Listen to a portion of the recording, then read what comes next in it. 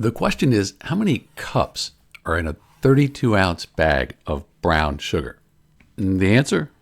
Between 4 and 4.5 cups of brown sugar in one bag, that 32-ounce bag.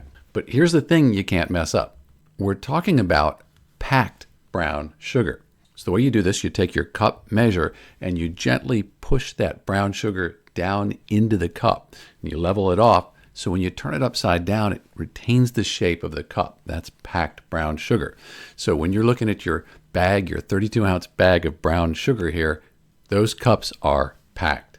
Now this is Domino's. It's light brown sugar. You have dark brown sugar, but really it's the same. It doesn't change the volume. Same number of cups per 32-ounce bag. So this is Domino brown sugar. Other brands, they behave pretty much the same way. And if you need to get a set of cups to measure that brown sugar, these come highly recommended. Thanks for watching.